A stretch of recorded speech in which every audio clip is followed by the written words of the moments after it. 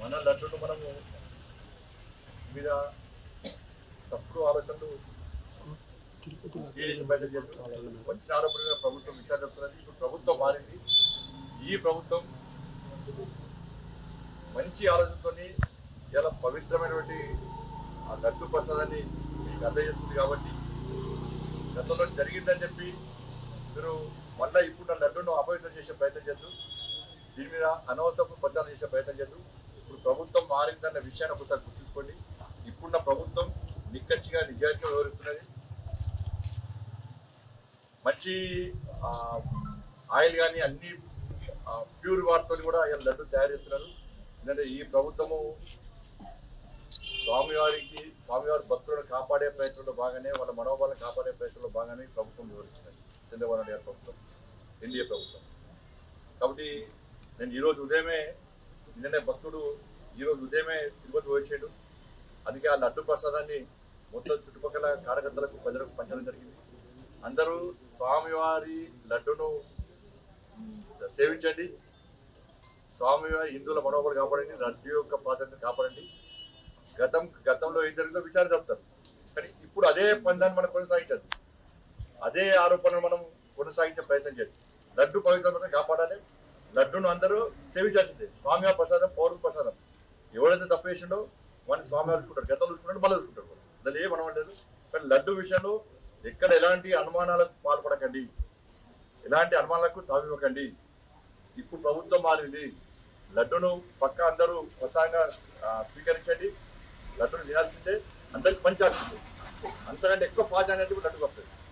మరి మన ప్రసాదాన్ని మనం తగ్గించుకునే ప్రయత్నం మనం చేయాలి.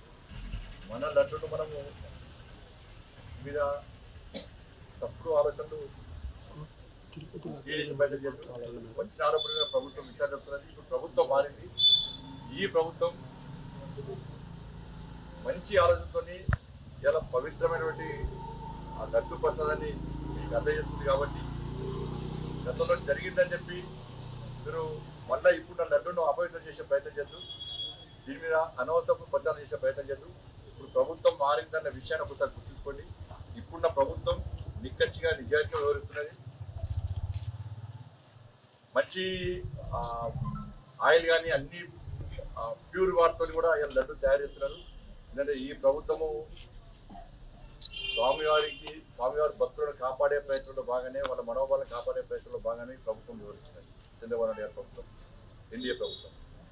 కాబట్టి నేను ఈరోజు ఉదయమే, నిన్ననే భక్తుడు ఈరోజు ఉదయమే తిరుపతి వచ్చాడు. అందుకే ఆ లడ్డు ప్రసాదాన్ని మొత్తం చుట్టుపక్కల కార్యకర్తలకు ప్రజలకు పంచడం జరిగింది. అందరూ స్వామివారి లడ్డును సేవించండి. స్వామివారి హిందువుల మనోబలు కాపాడండి, లడ్డు యొక్క ప్రాధాన్యత కాపాడండి. గతంలో ఏం జరిగిందో విచారణ జరుపుతారు, కానీ ఇప్పుడు అదే పందాన్ని మనం కొనసాగించదు, అదే ఆరోపణను మనం కొనసాగించే ప్రయత్నం చేయాలి. లడ్డు పవిత్రతను కాపాడాలి. లడ్డును అందరూ సేవించాల్సిందే. స్వామివారి ప్రసాదం పౌరుల ప్రసాదం. ఎవరైతే తప్పు చేసిండో వాడిని స్వామివారు చూసుకుంటారు, గతంలో చూసుకుంటారు, మళ్ళీ చూసుకుంటారు. దాని ఏమనలేదు. కానీ లడ్డు విషయంలో ఎక్కడ ఎలాంటి అనుమానాలకు పాల్పడకండి, ఎలాంటి అనుమానాలకు తావివ్వకండి. ఇప్పుడు ప్రభుత్వం మారింది.